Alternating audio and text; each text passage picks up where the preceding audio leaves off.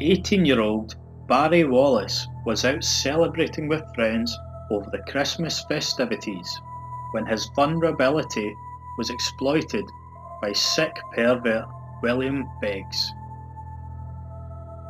The supermarket worker was celebrating with colleagues on a Christmas night out in Kilmarnock, Scotland on Saturday the 4th of December 1999.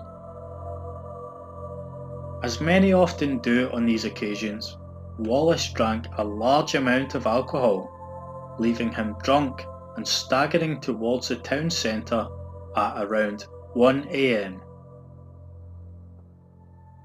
After being spotted by colleagues, he was given a lift into town and dropped off behind Marks and Spencer's in the town centre. From here, the young man had a short but insignificant altercation with a friend, but the pair quickly made up. He was last spotted by witnesses at around 1:30 a.m. at the entrance of Expo nightclub. After this, the man vanished. He did not return home and he did not arrive for work on Monday and was reported missing by the police. Coincidentally, on Monday the 6th, underwater search units from Central Scotland Police were undergoing diving exercises in Loch between 10 and 10:30 a.m. During the training exercise, 2 plastic bin bags were found containing human remains, one of which contained part of an arm and a hand, and one contained a foot and part of a leg. Not surprisingly, this prompted further searches on Tuesday, and another hand and part of an arm were found. The following day, parts of a leg were found, and on Friday 10th, part of a lower leg and a foot were found near Balmaha Pier on the Loch. On Wednesday, the 15th of December 1999, a woman was out walking her dog along Barassi Beach in Troon, Scotland. Her dog drew her attention to a bag on the beach, which contained the remains of a human head, which had likely washed up from the sea. After a further search operation in Loch Lomond, a torso was found on the 8th of January 2000. Subsequently, DNA evidence proved that the remains at the Loch and the head at the beach were that of 18-year-old Barry George Wallace. And the post-mortem results told a harrowing story. The face was heavily bruised and the bones were fractured. The wrists and ankles had linear indents consistent with the use of handcuffs. One of the arms was punctured by a needle and there was extensive damage to the anus. Meanwhile, a search warrant had been requested by police on the 16th of December 1999. This was after previous convictions by Kilmarnock resident William Beggs had been flagged up on the computer system. It was shown that Beggs had previously been convicted in the murder of Barry Oldham in 1987. Oldham's body was found on the North York moors after having his throat cut. Hauntingly, it appeared that in this case, Beggs had also tried to cut off the man's limbs. At the time, police said they had caught a serial killer in the making. Amazingly, 2 years later, the charge was overturned by the Court of Appeals after it was ruled the judge had acted improperly after allowing evidence of previous alleged attacks by Beggs to be heard. After moving to Kilmarnock, he was again jailed for another violent attack in 1991. After meeting Brian McQuillan at a gay club in Glasgow, he took him back to his residence in Belfield, Kilmarnock. After spending the night together, McQuillan woke up to Beggs slashing him with a knife. The terrified victim, fearing for his life, jumped through the flat window, and Beggs was arrested and later sentenced to 6 years in jail.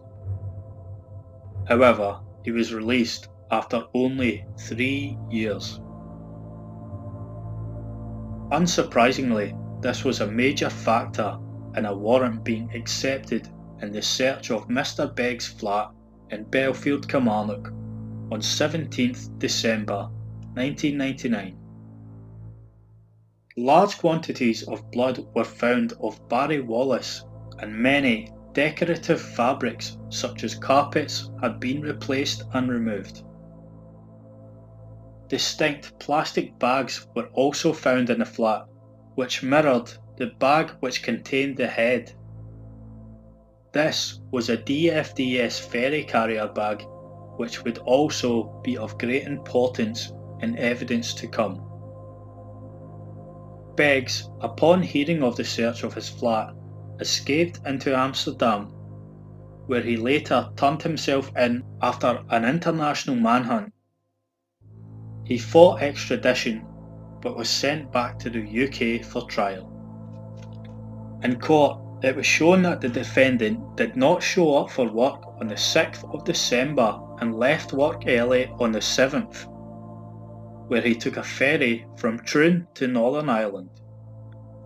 He returned to Stranraer, Scotland on the 10th of December and went back to Belfast the following day, returning to Troon on the 12th. It was proven in court that William Beggs, originally from Northern Ireland, had lured the drunken Wallace back to his flat, the same flat which the slashing attack took place. From here, he was violently sexually assaulted and murdered. Medical experts could not tell exactly how the young man died, but there were visible signs of suffering as deep wrist wounds showed Wallace had struggled violently. Beggs cut the body into 8 pieces, dumping the limbs and torso in Loch Lomond. It was also surmised that he had thrown the head into the sea when travelling by ferry between Troon and Belfast. The crime was dubbed the Limbs in the Loch murder by the media, and William Beggs was jailed for a minimum of 20 years. At the end of 2019, Beggs is eligible for parole.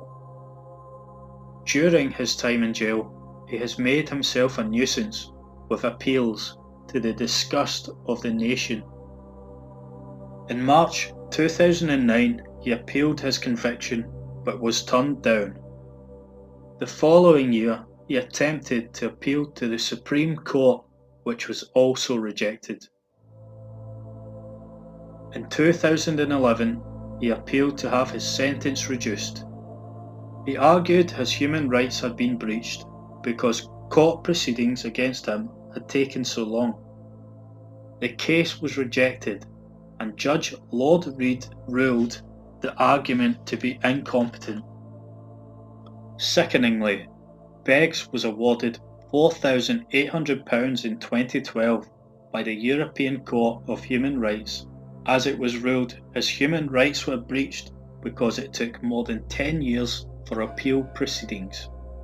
In 2017, he requested a personal laptop to log his various appeals, which was denied. It seems that Beggs enjoys these twisted mind games, and he still torments residents of Kilmarnock to this day. The flat of horrors is still under ownership by him, despite neighbours appealing for it to be seized or sold. He has refused to sell the flat in which Wallace was murdered, and the property has increased significantly in value. It is also understood that Beggs has been the victim of violence while serving in prison. After mocking the death of fellow prisoner Graham Meikle's relative, he had boiling water thrown in his face by Meikle. Now, the perverted killer has a chance of parole in 2019. We can only hope that for the good and safety of the world, this sick, twisted beast is kept behind bars.